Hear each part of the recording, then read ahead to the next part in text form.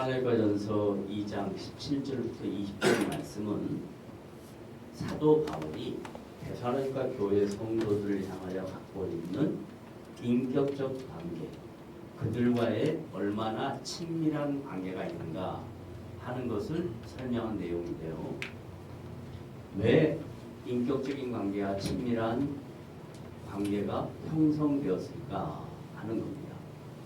바울은 예수의 길을 걸어갔고 데살로니가 교회 성도들에게 예수의 길을 걸어가라고 권면하는 거고, 오늘 신앙생활하는 우리들에게도 예수의 길을 걸어가라고 권면하는 내용입니다. 다른 말로 바꾸면 신앙생활의 형태, 유형은 다양한데 예수의 길을 걸어가는 신앙생활은 다양하지 않다. 그건 만만한 일이 아니다. 그건 힘든 일이다. 그건 고통스러운 일이다. 그런데도 불구하고 왜 그 길을 걸어가야 하는가 하는 질문이 저와 여러분에게, 그리고 초대교회 성도들에게 동일하게 있는 겁니다. 자, AD 30여 년경으로 돌아갑니다. 지금부터 약 2000년 전으로 돌아갑니다. 그때 예루살렘에 최초의 교회가 생겼어요.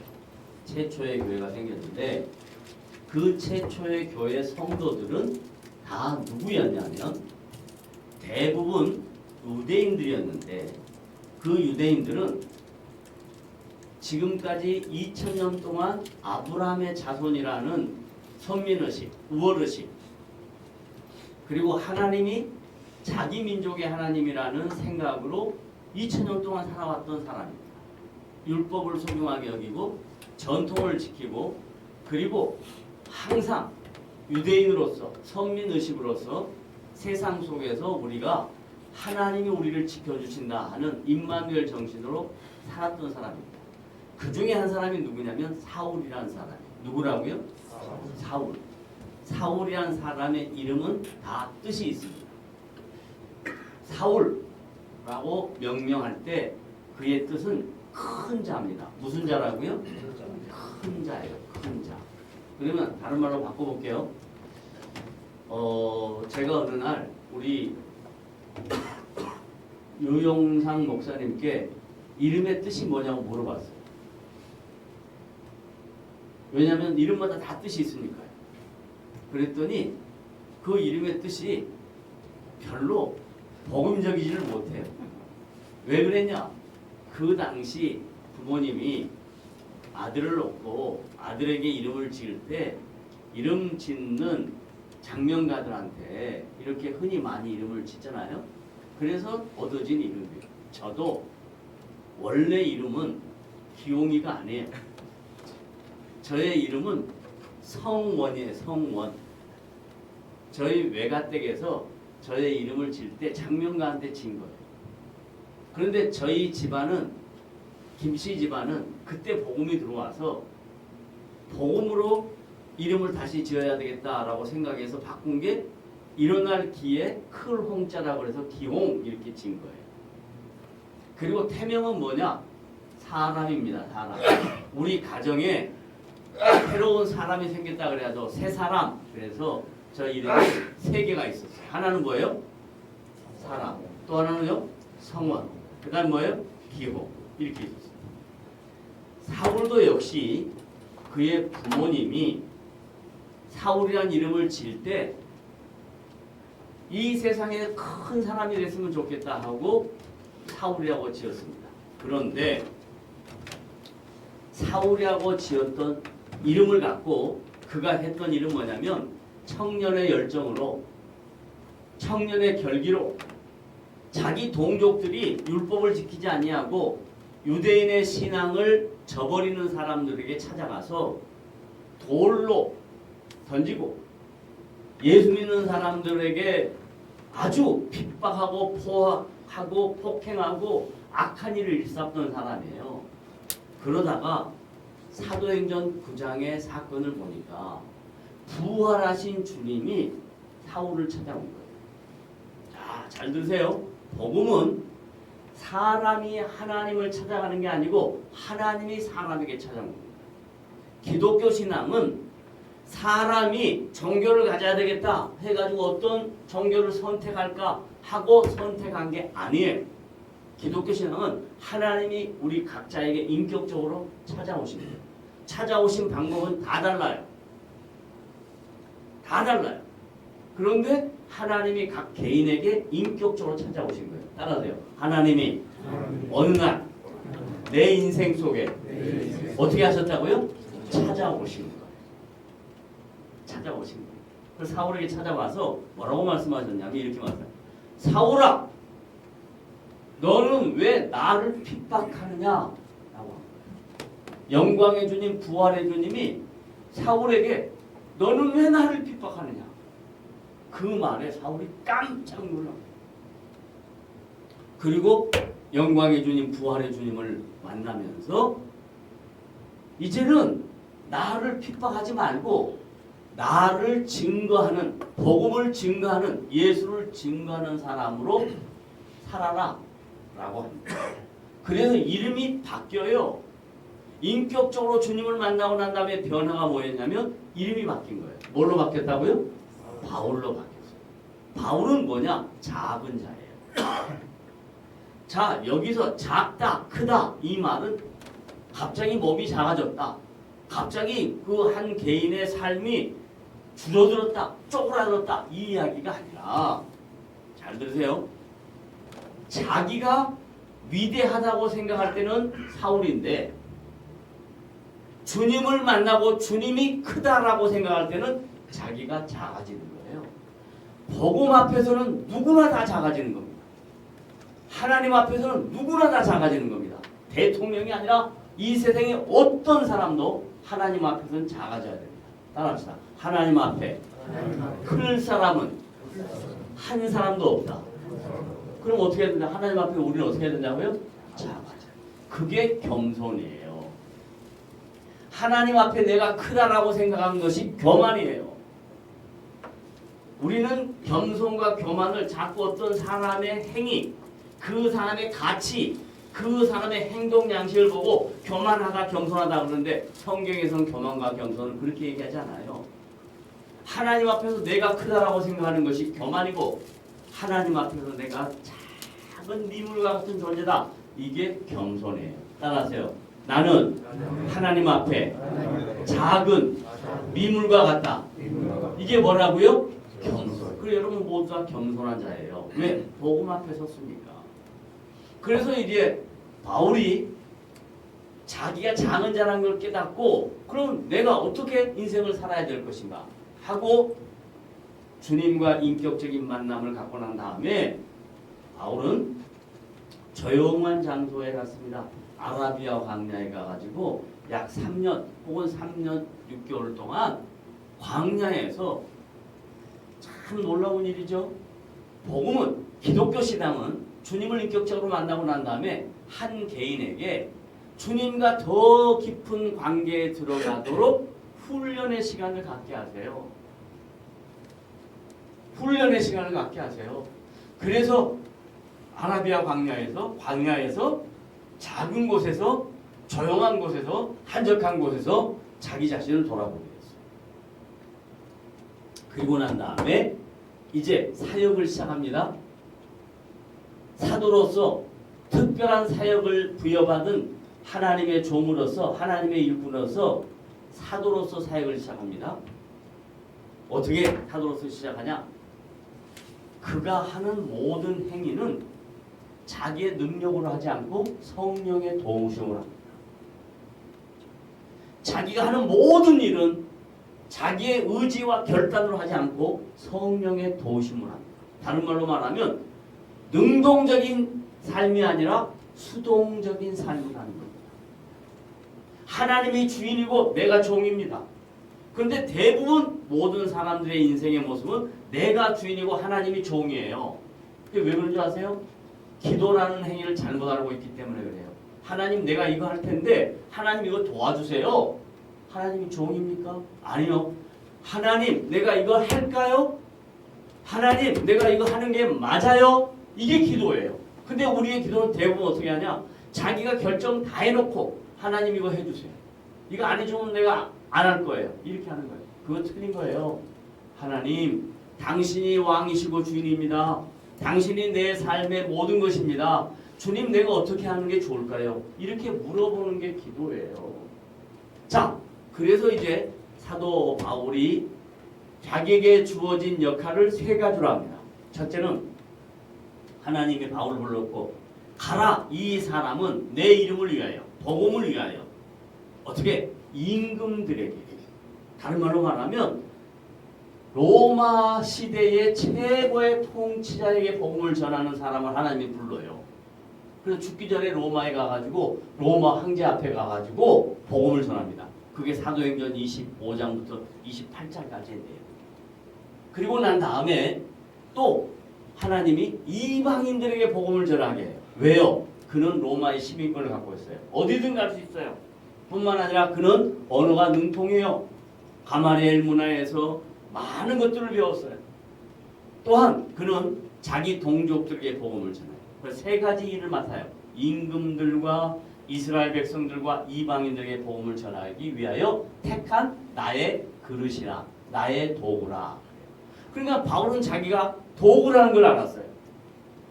자기가 주인이라는 게 아니라 자기가 도구라는 걸 알았어요. 그래서 우리 모두는, 예수 믿는 모든 성도는 주님의 도구예요. 따라서 나는 주님의 도구입니다. 도구는 주님이 요구하는 것에 반응하는 거예요. 내가 하는 것을 주님이 돕는 것이 아니고 주님이 하실 일을 내가 쓰임 받는 도구란 말이에요. 이걸 알았어요. 그래서 도구로서 몇 년을 사냐? 30여 년을 사는데 예루살렘으로부터 시작해서 유럽의 소아시아에 다니면서 복음을 전하는 거예요. 여러분 가만히 한번 생각해 보세요. 30여 년을 선교 사역을 다니면서 여러 지역을 다녔는데 지금처럼 교통이 좋지 않아요. 배를 타고 다닐 때 얼마나 많은 어려움이 있었어요. 여러 지역을, 소아시아 여러 지역을 도보로 걸으면서 얼마나 많은 어려움이 있었어요. 자지 못하는 게 있었어요. 배고픔이 있었어요. 태풍을 만나요. 이런 어려운 삶을 30여 년 사는 거예요. 그러다가 어디를 가냐? 오늘 데살로니가 교회에 갔던 거예요. 가서 만났는데 여러분들처럼 바울이 데살로니가 교회 성도들 보니까 너무 마음이 좋은 거예요. 너무너무 좋은 거예요. 그런데 어쩔 수 없이 또 다른 지역으로 복음을 전하러 가야 돼요. 그래서 떠났어요. 떠났는데 데살로니가 교회에 소식이 들려오는 거야. 그들의 믿음에, 그들의 사랑의 수고, 그들의 놀라운 신앙의 역사, 이런 것들이 들려오는 거예요. 그러니까 좋아. 그런데 자기 몸은 지금 데살로니가에 있지 않아. 어디에 있어요? 여러 지역을 다니고 있어요. 그래서 사도 바울이 영적 지도자가 잠시 다른 지역으로 데살로니가 성도들 떠난 이유가 있어요. 복음을 전해야 되니까, 복음의 도구니까 가서 다른 지역에서 사역하고 있을 때 데살로니가 교회의 소식을 들으면서 그들에게 편지하기를, 야, 너희들이 나를 떠나 있어서 얼굴로는 못 본다. 이렇게 얼굴로는 못 봐. 그런데 내가 너희들 떠난 것은 마음이 떠난 게 아니다. 뭐가 떠난 게 아니라고요? 마음이 떠난 게 아니다. 이게 너무너무 중요한 말이에요. 우리는요, 사람을 못 만나면, 얼굴을 못 보면 얼굴을 못 봤다고 생각하는 거예요. 그래서 아쉽다고 생각하는 거예요. 그런데 마음은 하나도 생각이 없어. 근데 복음의 진짜 진수는 뭐냐면 얼굴이 아니고 뭐야? 마음. 왜 마음일까? 인격이니까 그러는 거예요. 인격. 어디에 가 있든지 다른 공간에 있어도 이 인격인 마음은 변하지 않아요. 따라하세요. 마음이 인격이 변하지 않은 게 진짜다. 그러니까 진짜와 가짜를 구분할 수 있는 게 뭐냐면요. 아이고, 요즘 영상통화 다 하잖아요. 얼굴 보면 뭐해요? 마음은 하나도 없어. 마음은 하나도 없어. 보고 싶어요. 뭘 보고 봐서 뭐 할 건데? 마음이야, 마음. 인격이야. 기독교 신앙은 인격이 존재야. 인격이 존재야. 인격이. 왜? 주님이 인격자시니까. 하나님을 인격적으로 대우하시니까. 이 인격이 없으면 그건 신앙의 의미가 희박해. 그건 사람과의 관계야. 자, 그 다음에 두 번째. 사도들은, 특별히 바울은 대소로니가 교회에 다시 가고 싶었어요. 왜? 믿음의 역사, 사랑의 수고 이런 게 너무 다른 지역에 비해서 많으니까 진짜 가서 보고 싶은 거예요. 그런데 갈 수가 없어요. 왜 갈 수가 없었냐? 교통편이 없어서 갈 수 없는 게 아니고 누가 막았다? 사단이 막았다. 이게 매우 중요한 건데요. 주님의 사역을 하다 보면 이게 영적인 일이니까 영적 싸움을 하다 보니까 사단이 방해를 해요. 그러면 우리가 사단을 못 이기는 게 아니에요. 바울이 사단을 못 이기는 게 아니에요. 근데 사단이 방해할 때 지혜롭게 아, 이건 내가 가야 될 일이 아니구나 판단하는 거예요. 다른 말로 말하면 영적인 일에 사단이 방해를 하면 그것을 피해가는 지혜가 필요한 거예요. 사단하고 싸우자. 기도해서 이겨보자. 이게 아니에요. 사단이 방해하면 돌아가면 돼요. 다음에 하면 돼요. 늦게 하면 돼요. 아무 문제 없어요. 뿐만 아니라 내가 안 해도 돼요. 하나님은 다음 세대에 하나님의 일을 하실 수 있어요. 근데 우리는 꼭 내가 해야 돼. 내가 저거 사단 이겨버려야 돼. 아니요. 싸워야 될 이유 하나도 없어요. 사단을 피하면 됩니다. 세 번째, 사도 바울의 마음과 데살로니가 교회 성도들의 신앙의 핵심은 뭐였냐면 재림이었습니다. 뭐였다고요? 재림. 재림이라는 건 뭐냐? 주님 다시 오시는 거예요. 근데 너무 재밌는 건요. 주님이 재림하신다라는 생각을 초대교회 성도들도 했어요. 그럼 언제 주님 오실까 기대했어요.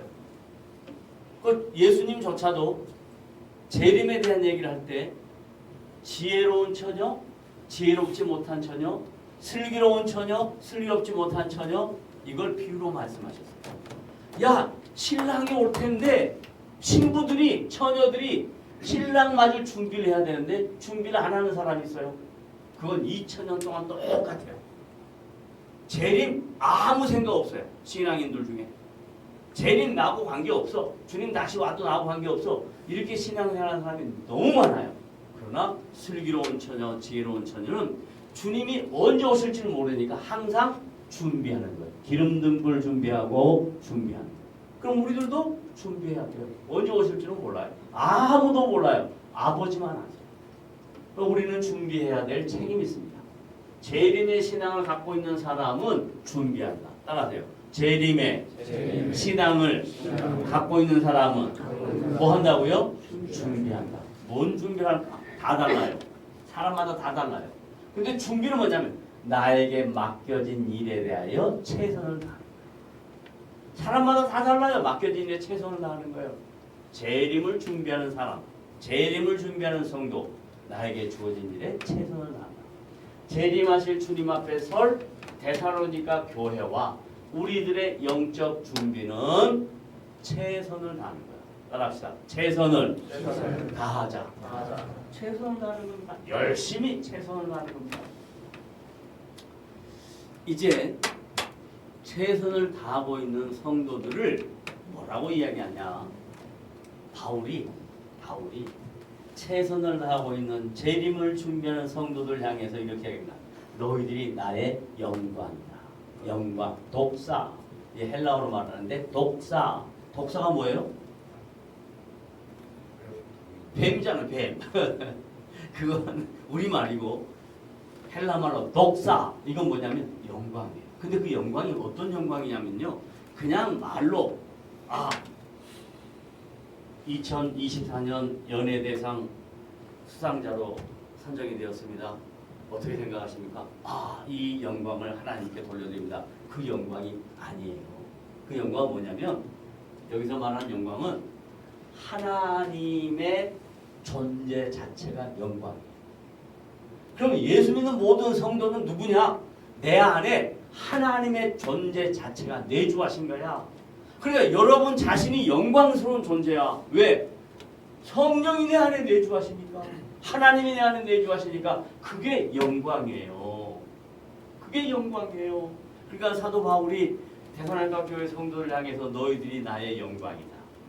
우리 모두와 주님의 통치 안에 있는, 주님의 내주하심 안에 있는 영광스러운 존재들이다. 뿐만 아니라 기쁨은 카라예요. 뭐라고요? 카라. 우리가 어떤 사람이 그래? 목사님 가라고요? 어딜 가요? 카라예요. 카라. 독사와 카라. 이건 히브리 말, 아니 헬라 말에서 너무너무 중요한 말이에요. 독사, 카라. 기쁨. 이 기쁨은 어떤 기쁨이야? 그냥 육체적인 기쁨. 아이 좋다, 즐겁다. 이거 아니고요. 영적인 기쁨. 영적인 기쁨. 너와 나는 주 안에서 하나다. 너와 나는 주님이 우리 안에 내주하신 존재다. 너와 나는 주님이 우리를 통해서 일하신다. 그래서 우리는 모두 다 주님의 도구들이다. 그러니 얼마나 큰 기쁨이 있는 존재들인가라는 겁니다. 그러므로 저와 여러분은 사도 바울이 데살로니가 교회 성도들에게 전했던 이 메시지가 오늘 나에게 주시는 메시지인 걸 믿으셔야 돼요. 그래서 나는 주님의 영광이요, 나는 주님의 기쁨이다. 그러니 내가 예수의 길을 가야 되지 않겠는가? 사도 바울이 예수의 길을 갔던 것처럼 우리도 예수의 길을 가자. 그러면 그 길은 넓은 길이다, 좁은 길이다? 좁은 길이에요. 그 좁은 길을 사람들이 인정해요, 안 해요? 안 해요, 안 해요. 저런 바보들, 왜 이 넓은 길이 있는데 그 넓은 길로 안 가고 좁은 길로 가는가? 우리는 주님의 나라에 대한 소망이 있기 때문에 그래요. 아까 우리 찬양하신 분이 그랬잖아요. 왜 주님의 길을 가는가? 다 몰라줘도 영원한 소망이 있는 나라를 바라보기 때문에 주님의 길을 가는 겁니다. 그러므로 저와 여러분은 주님의 길을 가서 영광의 기쁨의 성도들이 되고 주님의 나라에 가야 될 소망을 바라보며 한 걸음 한 걸음 최선을 다하여 살아가는 복된 지체들이 되시기를 주님의 이름으로 부탁을 드립니다. 아멘. 기도합시다.